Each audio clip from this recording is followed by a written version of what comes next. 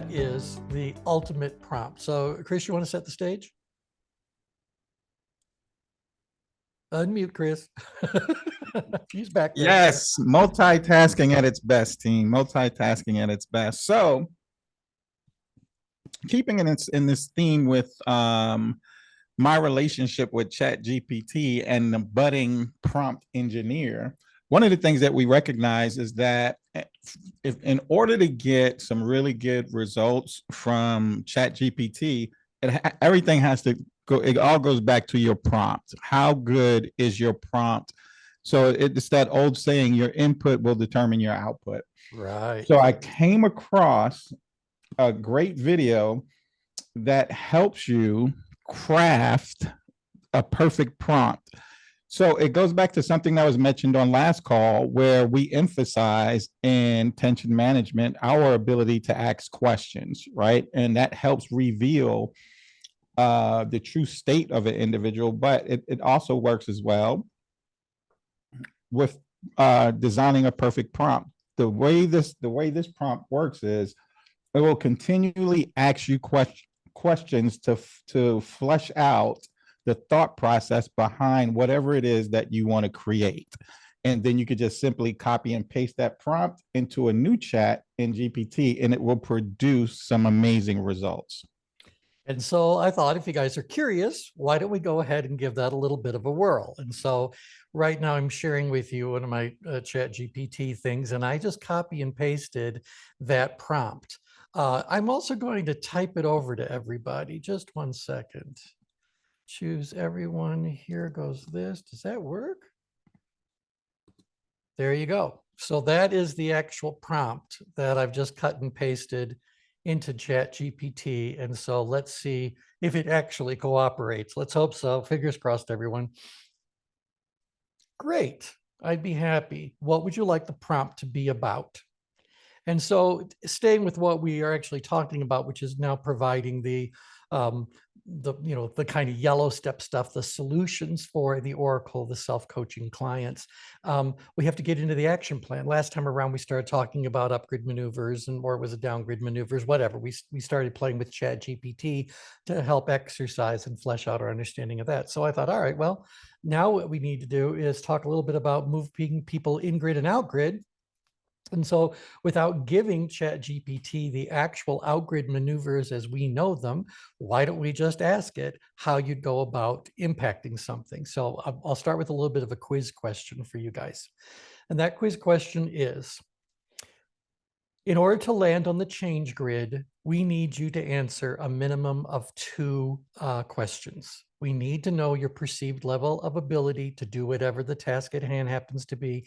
And we also need to ask you about your perceived level of challenge. There's 2 others we can ask for. We know that about size and importance, but I have to ask those 2 in order for a grid to even occur. So now, the result of the combination interplay of those 2 perceptions lands you somewhere on the change grid. Where it lands on the change grid is going to tell me now 2 other things about you. So the inputs were perceived ability and the perceived challenge.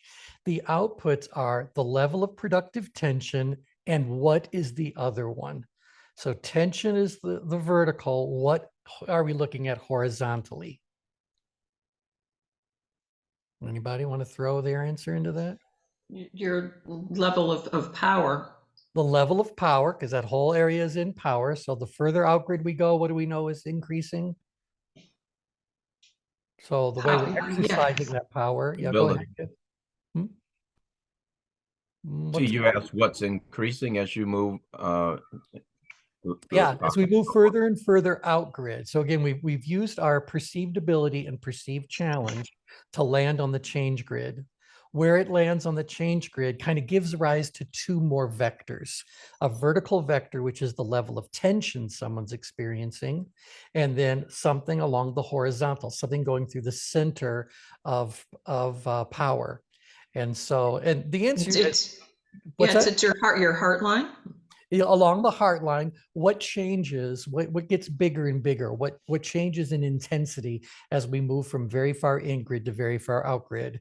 If you just look at the energy words, you'll kind of, Your drive. it's Drive. it's about Okay. drive. And then we said, and this goes back to, I think, a subject that was it Tim brought up? I think Tim brought it up, about human energy fields. Tim, was that yeah. Yes. Yeah. Yes. And so we said, well, then we talk about energies all over the change grid, but what is our definition of energy, or where does energy arise from? I think it arises from the interplay of your level of tension and your level of drive. So the more tension you have, the more drive you have, the less whatever, it's going to ultimately result in a certain level of energy you have around that. And that resonates with our energy map. And so the question we really want to ask is, how do you go about increasing drive?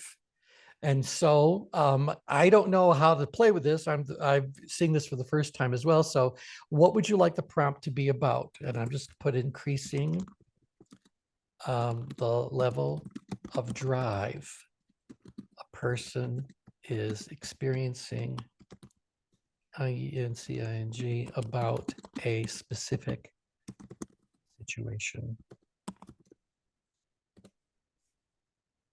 Oh my goodness. All right, let's scroll through here. So these are the questions we have to answer. So write a it wanted me to write a persuasive essay. Oh, revised prompt, right? Write a persuasive essay on how to increase one's motivation and drive towards a specific situation or goal. What is the specific situation or goal that you want to increase motivation and drive for? Who is the target audience for this essay? What are some examples of strategies or techniques you've already tried? Is there any particular reason why the motivation or drive are low for the specific situation? I got to tell you, these are pretty good questions.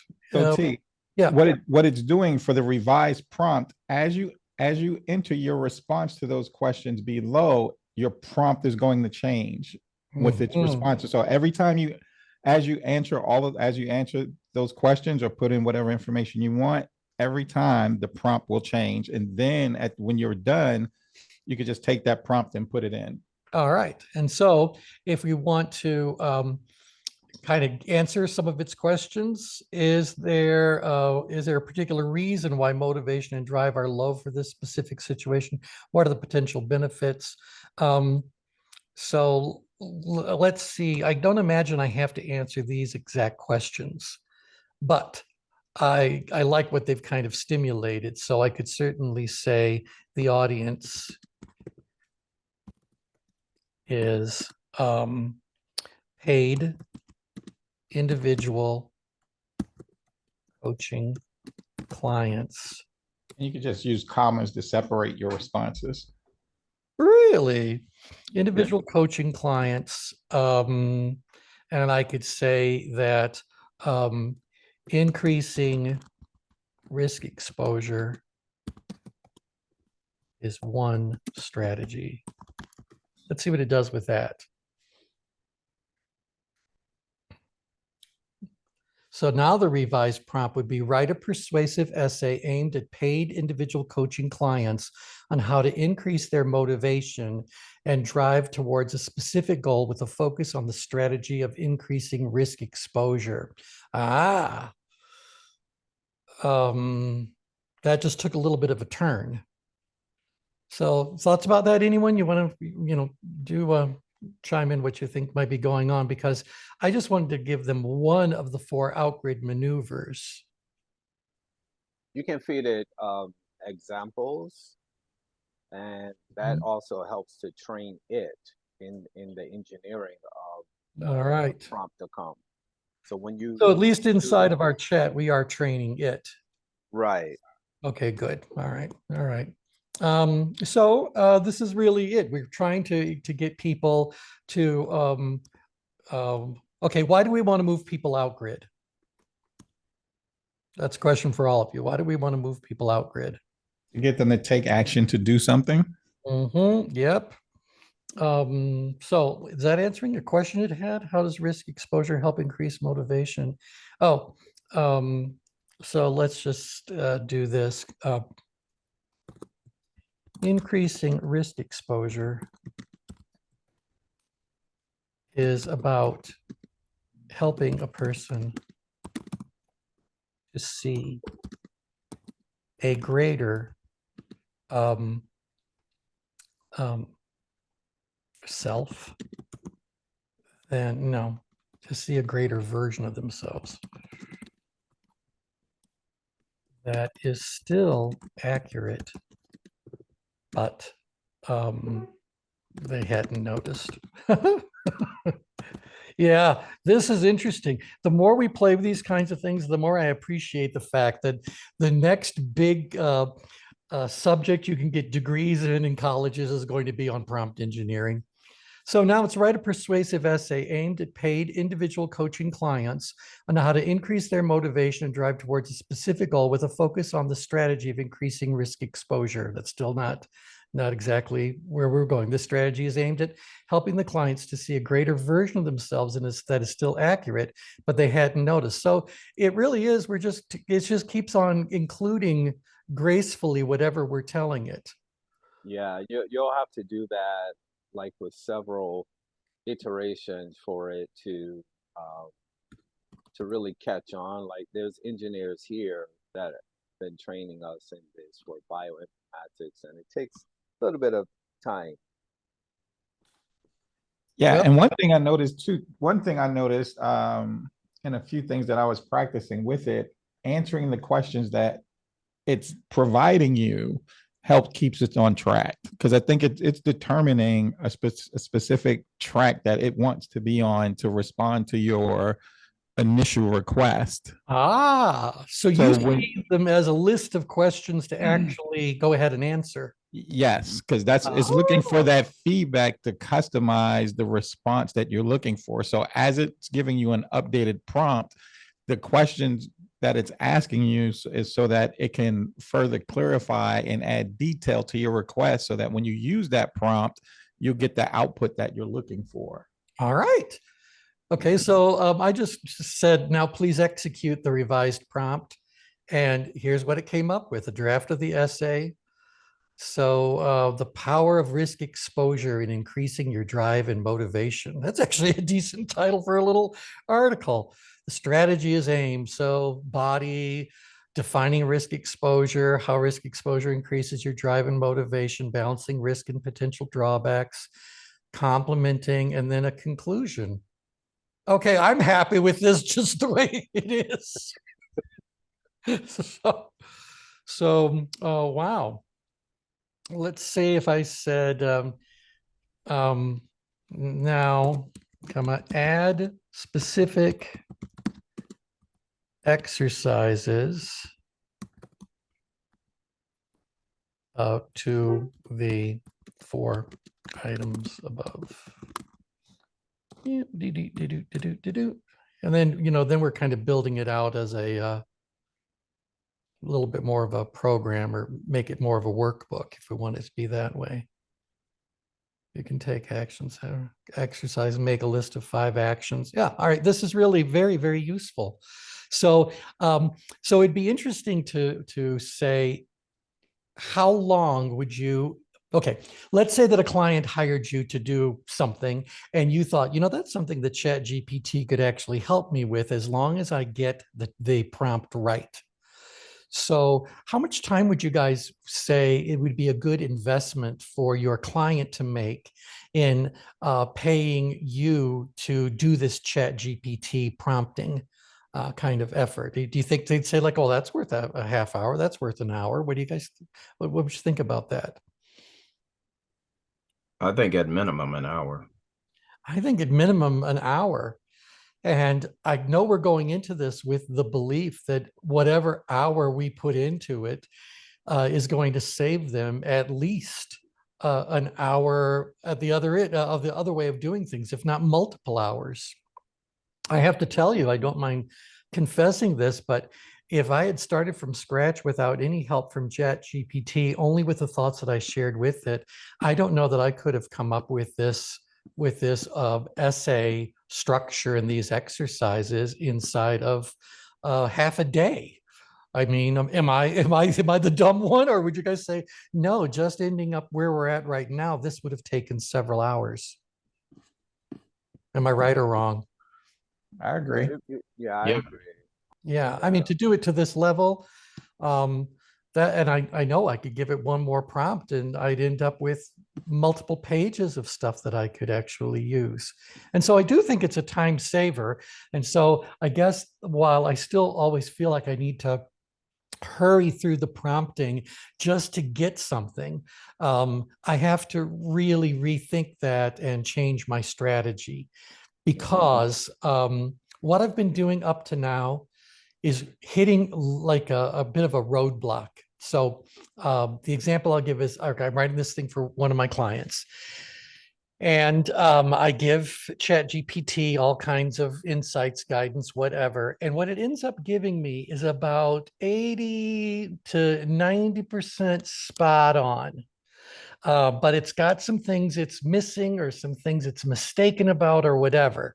So from a practical functional perspective, do I then copy and paste what ChatGPT has given me into Word or wherever, and then edit it to fix the 10% that needs to be fixed? Or do I go back to revising the prompt until ChatGPT gives me something that is 99% towards what I really want it to be? So which is the better value exchange for time? Anyone have any thoughts about that? It depends. It Yeah, I was really gonna say. depends. Yeah, You know, there's no way. Yeah. No, go ahead, Kathy. You go ahead. Yeah, And there's really no way of calculating that per se, unless it's unless you're actually looking for more real information that they can give you. If you feel that it's almost there and that allows you to then modify, I would opt for editing, only because that gives me the opportunity, unless it's huge, unless there's a big difference, that would allow me to then add what is really me in there, as opposed to, you know, this set of words that that might be accurate but may not necessarily have the what would the word be, well, the tone, the the personality. tone, right, the personality that you would bring to it. So, you know, that's my comment on that. I mean, otherwise, unless you feel that there's a lot of there are some real concepts missing that you don't feel like you have the time to make to create. Yeah. And so it is more about balancing workload than anything else, I guess, because I thought, well, how far along do I want it to take something before I take over? And I guess it's also about, is this a creative writing sort of a thing, or is this really more on the practical instructional side of things? Maybe I would let it do more of the work if it was more instructional. And then to your point, Kathy, come along behind that and see where I need to fix things and where I need to, jazz it up, or, throw in a little bit of personality, humor, whatever. Yeah, I like what Kathy offered, because I'll probably more opt to take the hybrid approach. So it's not either or, as it would be both and. I value quality over the quantity. And so I would like my signature presence beyond it. So like my own creative expression. Yeah. And so I would use it, but then see what ChatGPT will come up with, and then Oh, wait, edit does that mean that after you make your physical edits to it, you're going to copy and paste it back into ChatGPT? right, because it's giving me another iteration. See, this is how we built like software, right? So you get some use out of it, you ask some questions, get some feedback, and then you iterate again, and this moves the value, it moves the quality line further. And so that's how I tend to use it. So it takes some time, because we're doing like research with and bioinformatics, and looking at different ways that we can use what's called systems biology, which is like a combination of math and computer science and biology, how you digitize that so that people can take greater control over their own health. And so we need different iterations. We can't just depend on one model. And Mhm. so this cut and paste and keep these iterations going, actually training the system to spit out even more data, more information. And so we'll go through maybe 6, 7 iterations before like, oh, okay, let's work with this and see computationally what this will give us in terms of feedback in real time. But you're allowing it to do whatever amount of that work it can actually do before you come into the Right, discussion. Yeah. All right. right. Um, just 1 second. So I'm going to say, please integrate into the last copy you provided. I suppose it already knows that, but let's see what it does with that. All right, and so yeah. So I guess the point we're making here is that at a certain evolution of AI, if it can't learn how to duplicate our writing style, it's just going to come across in a very, what to say, calculated, contrived. Because I know it can throw humor in and it can throw a little bit of personality in, but it doesn't do it really well. It does it more gimmicky. Like if you tell it to write it in the language of William Shakespeare, we all understand that that's a gimmick more than it is anything else. Yeah. It's like asking Siri to what you should do with a dead body. Have you guys done that before? Ever said, hey Siri, how do you get rid of a dead body? Siri will actually say, at a certain point, Siri will respond by going like, "What again?" So, Only you would ask that question. well, because I saw that somewhere on a meme.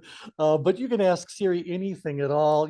How much wood could a woodchuck chuck if a woodchuck could chuck wood, and it'll actually, get into a debate with you about what variety of woodchuck it is, and on and on. So my point is that people who create these kinds of technologies are really brilliant people, but more often than not, they also have an interesting wit or an interest in things that are stimulating their creativity, their fantasy. I mean, I think that people who write AI are more likely to play video games than people who don't write AI or something like that. I'm just thinking like, so they have this creative, humorous aspect to them. It doesn't surprise me at all that they build into whatever they've created some opportunity for humor, if for no other reason than to amuse themselves and their colleagues who are looking it over. Yeah.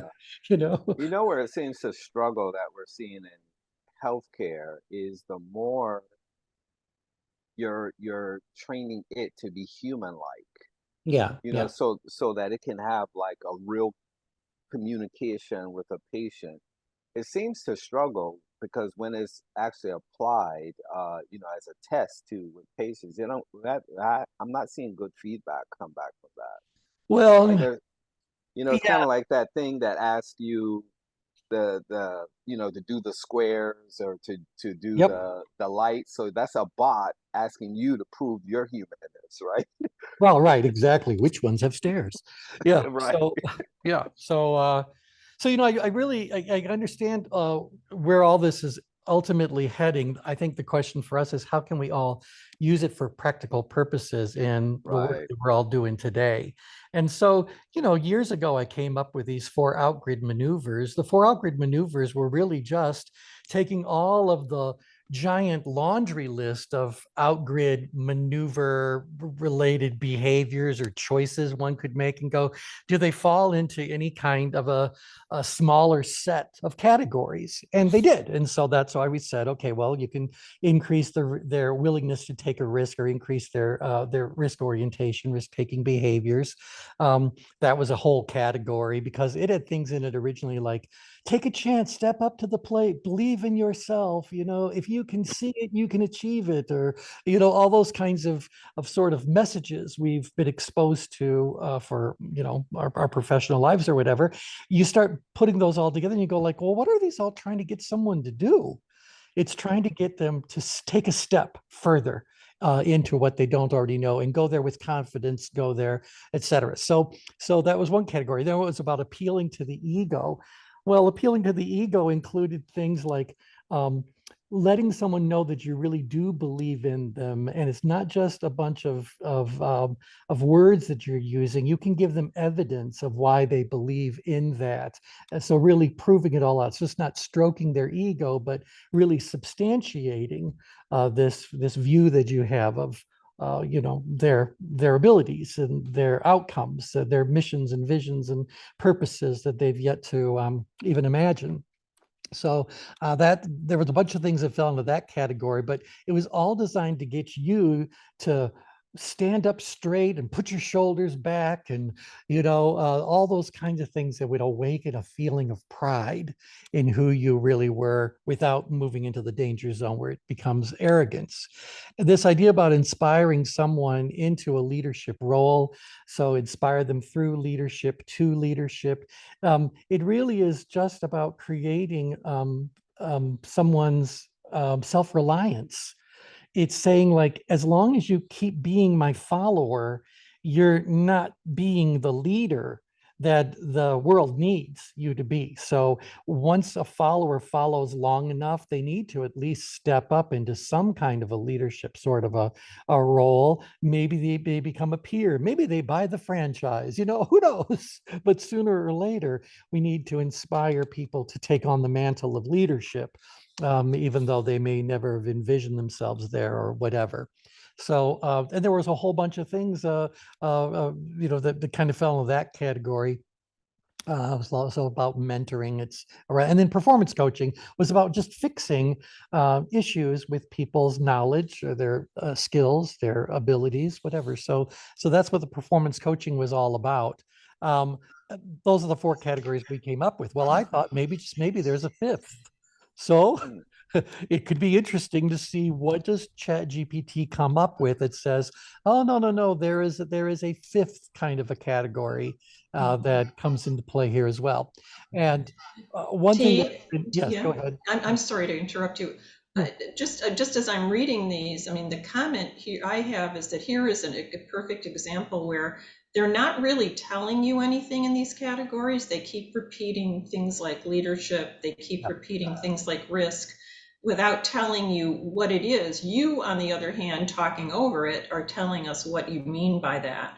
So that is an example where what they spit back to you is really just automated words spitting back that same concept without really delving into the meaning of it. I think that's a great observation, because you do notice a lot of redundancy and Yeah, yeah. restatements of things as you read the copy that it's really putting forth. Once in a while, it throws something really insightful at you, but more often than not, you're just seeing repackaging of words. And to Tim's point, or whoever created this ultimate prompt, it may very well be that you haven't answered enough specifics in the prompting stage for it to do anything beyond what it's just done.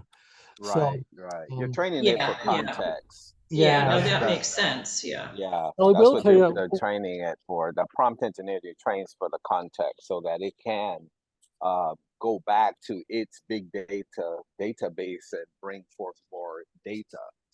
So Mhm. that context shaping is what the engineers keep talking about. I said, is that a thing?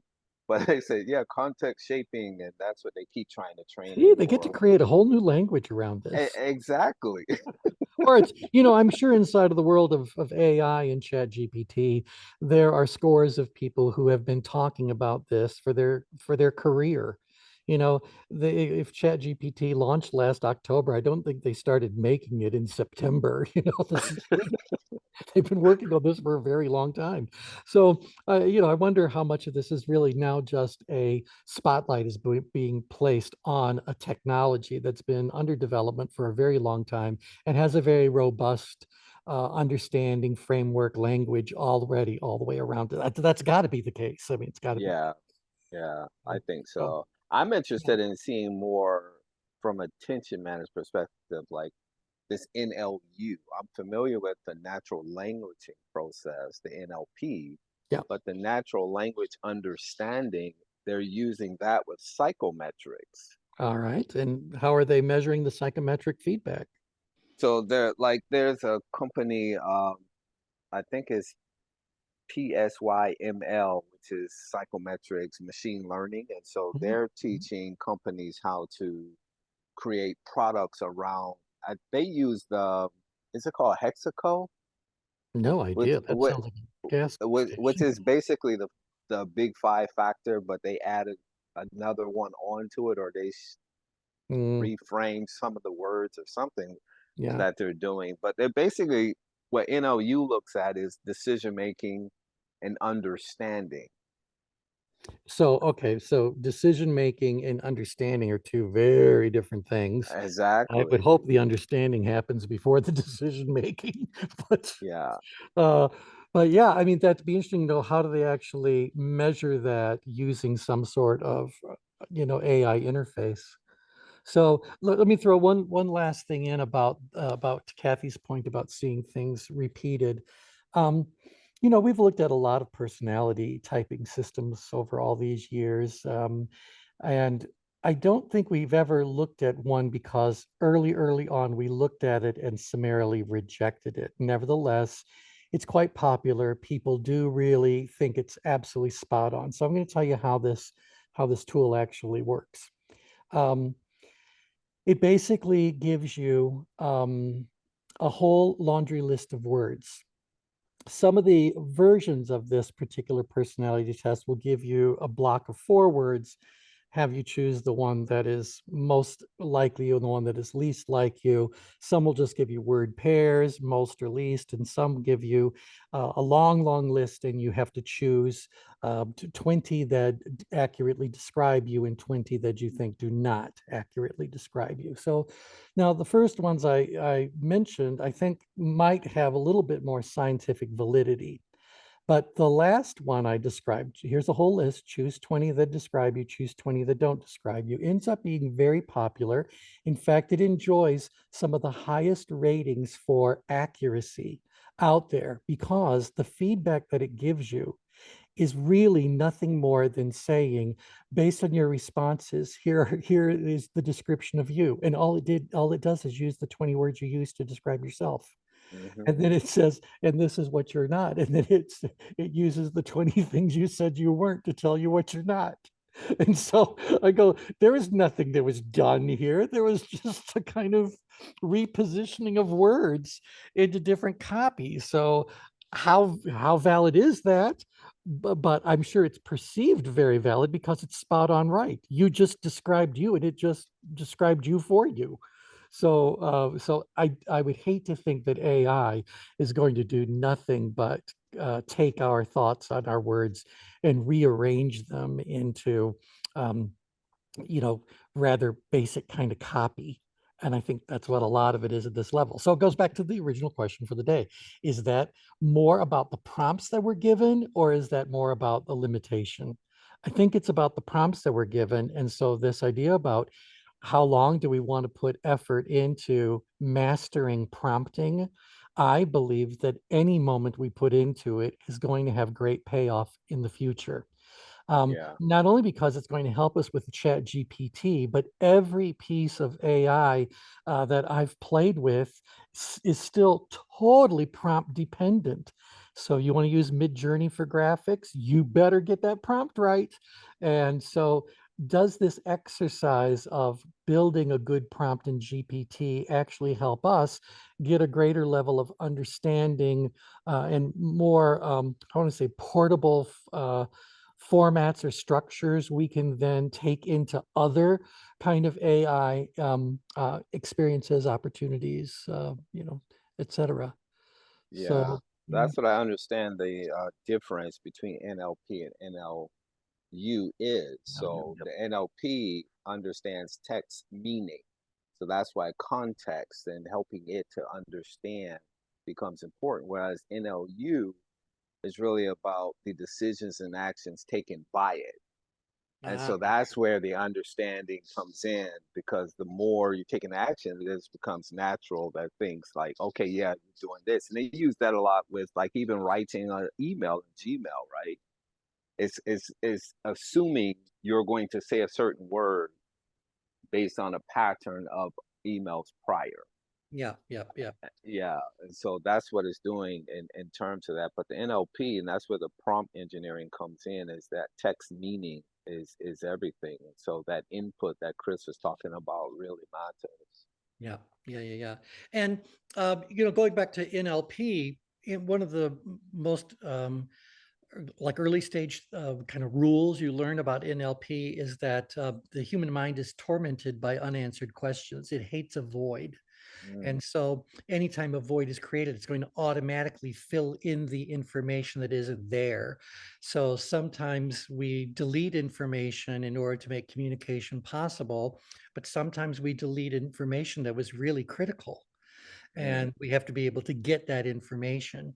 And so now when I look at like the answer for number 4, provide performance coaching, just really at the end of this, tell me, what did it just tell you? So it says, performance coaching is the act of providing individuals with feedback and guidance on how to improve their performance. By providing performance coaching, you can help individuals identify their strengths and weaknesses and develop a plan to improve their performance. Did it just tell you anything of any depth or any, No, I mean, no. it gave me a couple of little directional arrows, because obviously I didn't say anything about feedback and guidance. So thanks for adding that. And I didn't mention anything about identifying strengths and weaknesses. So thanks for providing that. But what they're talking about for performance coaching doesn't begin to go into the level of detail that we would give it. So now I go back to the other question is it faster to just edit what I want to go there and just view this as being an outline that I just need to plug in the actual content, or do I go and refine prompting until Yeah, I refine actually, the prompting, because you will go Yeah. and you will say, okay, for performance coaching, by that I mean, and then yes. you'll give it an example. And so now it'll say, oh, okay, I see. And it'll spit something else out relative to this new introduction, Yeah. or framing, context shaping, or whatever the term they use. Right. And I So, guess the question then becomes, is it going to bring something that is next level, something that is, something we had not really thought about, or is it just going to massage whatever we give it into something that's very readable and, logical, But understandable, approachable, whatever? But also, T, when you clarify, I think that's why one of the questions that comes back with in your initial conversation is asking you about your audience, right? Because for some audiences that may read this, that's perfectly fine, or can even be considered too much information, right? But if you were to change your audience to like, say, Brian's demographic, right? Yeah. It will, the response that it provides you will be completely different. It may be more detailed and include the language that would be common to Brian. Very interesting. All right. Well, I'm going to give it an in-depth try. So when we're done with the call today, I'm going to go right back to the grand prompt, and I'm going to give it the subject matter, and I'm going to answer all of its questions to whatever degree I can, and then see what it gives me. See what it gives me. Yeah, you might very- be starting a new career as a prompt engineer, Oh attention yeah, I management. don't. Yeah, yeah. For others, not for me. I just want, honestly, anything that I can do to, well, I don't mind sharing with you this. I'm creating this I say interactive kind of video engine on YouTube for you guys to be able to end up getting some clients out of, and I'll take a few myself too, for that matter, if I've got the time for it. But I want to get this material up there so it can be used. Well, lo and behold, I need to create these 25 blocks of explanation, of description, and that we worked on with that Likert kind of a layer. Well, I just have to tell you that crafting those scripts or even those grand outlines feels so tedious to me that I will turn to any form of creative avoidance I can come up with to not do it. Meanwhile, I know that it's going to be formulaic. Once I do one, all the rest of them are going to follow the same pattern, just, you know, different tidbits of information get inserted. So is it better for me to just go, oh, come on, just sit down and write it, get it over with already? So, or is it better for me to go, can I get Prompt GPT to actually kind of master the message of one of those 25 and then be able to have it change things and the subtleties and that for the other 24? So I will tell you that the answer to that would be absolutely. So valuable to me, I can't begin to tell you. But yeah, T. Falcon Napier, prompt engineer. Yeah, yeah, it does have a nice ring to it. Yeah, I got enough now to keep me busy. So, there you have it. But you All have right. the lingo for it though, because when these, like I say, when these guys are talking all these different words, I'm like, okay, we already use a lot of acronyms in healthcare, Yeah. but the language they bring out for this, what are we talking about here? Well, right. I mean, even when they tell you what GPT stands for, I go like, I know what each one of those words mean, but when you put them together, yeah. So there you are. There you are. Okay. The garden crew just arrived, so I need to go and get them into rescue mode. So we will pick up where we left off. I just want to bring this subject to closure so we can get to the next little part of how it all works. Questions, comments? Yeah, no, sorry, I'm gonna miss the next two sessions. I'm traveling and will not be able to do it. So you anyway, traveling? I will catch up. Yeah. Traveling for fun, business, a little bit Mostly fun, some business, but mostly fun. of hopefully someplace warmer. Where are you, Kathy? I'm in Tampa right now. I'm yeah, which is not my normal I was gonna space, say, I but thought you were from like the I'm in from Connecticut. yeah. Yeah, no, I'm in Tampa where my husband works part-time and has some business down here. So Well, so yeah, I'll be here. you've got an adventure waiting for you in the next few days, though, right? Isn't the Florida coast where that big mass of algae or something is? Yeah, Yeah. except it won't reach Tampa and it's not supposed, I don't think it's supposed to happen yet. I know they Is just it? said it's coming, and No, I think it's coming in July is what my husband said. all right. Well, Yeah. So we're, for Tampa's a little further north than where this, Yeah. yeah, that's right. You're at least halfway up the coast there. Yeah. Okay. All right. Well, thanks everybody. We'll talk again very soon. Take care. Bye for now. Thank you. Bye, everybody. Bye-bye. Bye, everyone.